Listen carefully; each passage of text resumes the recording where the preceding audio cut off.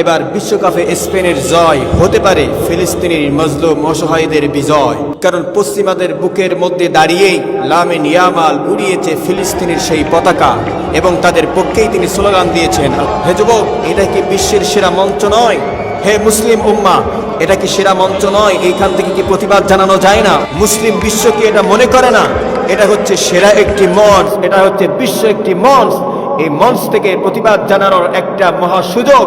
এই মঞ্চের দিকে তাকিয়ে গোটা পৃথিবীর শত শত কোটি কোটি মানুষ, আর এই জায়গা থেকে যদি আমি লামিন ইয়ামাল যদি প্রতিবাদ জানাতে পারি ফিলিস্তিনের পক্ষে, তাহলে তারা বুঝে যাবে যে একজন মুসলিম একাই যথেষ্ট। লামিন ইয়ামাল 19 বছর বয়সের এই বালক, সে একাই মুসলিমদের পক্ষে প্রতিনিধিত্ব করে বিজয় লাভ করে সেখানে মুসলমানদের পক্ষে, ফিলিস্তিনের পক্ষে তিনি কিন্তু স্লোগান দিয়েছেন। এটা কিন্তু গোটা বিশ্ব কিন্তু দেখবে আর অবাক হবে। যেভাবে স্পেনের খোলা আকাশের নিচে গাড়ির উপরে লক্ষ লক্ষ মানুষের সামনে ফিলিস্তিনের পতাকা এবং যেভাবে স্লোগান দিয়েছে, গোটা পৃথিবীর মুসলমানদেরকে হৃদয় লামিন ইয়ামাল জয় করে নিয়েছে।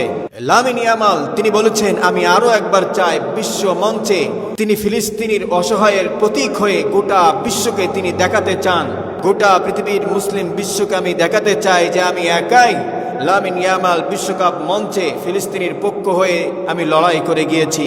এই বিশ্বকাপ মঞ্চে বিশ্বকাপ জেতার যে আনন্দ, যে উল্লাস, যে ভালোবাসা, যা কিছু সব কিছু আমি উৎসর্গ করে দিতে চাই ফিলিস্তিনের সেই অসহায় শিশুদের জন্য, ফিলিস্তিনের সেই অসহায় মানুষের জন্য।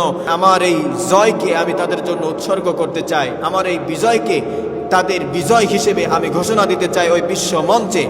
স্পেনের প্রধানমন্ত্রী পেদ্রো সানচেজ তিনি কিন্তু অলরেডি ফিলিস্তিনের 20 জন শিশু সহ মোট 100 জন তার দেশের নিজস্ব বিমান দিয়ে এই শিশুদেরকে চিকিৎসা করানোর জন্য অলরেডি কিন্তু স্পেনে নিয়ে এসেছেন। যেই শিশুরা হৃদরোগে আক্রান্ত, যে শিশুরা তারা কিডনি রোগে আক্রান্ত, বোমার আঘাতে যাদের চোখ ক্ষত বিক্ষত হয়ে গিয়েছে, দেহ ক্ষত বিক্ষত হয়ে গিয়েছে, তাদেরকে চিকিৎসা দেওয়ার জন্য স্পেনের প্রধানমন্ত্রী কিন্তু তিনি তাদেরকে নিয়ে এসেছেন এবং তিনি বলেছেন যে ফিলিস্তিনের প্রত্যেকটা শিশু, গাজার প্রত্যেকটা শিশু, তাদের বাঁচার অধিকার রয়েছে। তাদের চিকিৎসা দেওয়ার জন্য আমার স্পেন সরকার তাদের চিকিৎসা দেওয়ার জন্য সবসময় প্রস্তুত।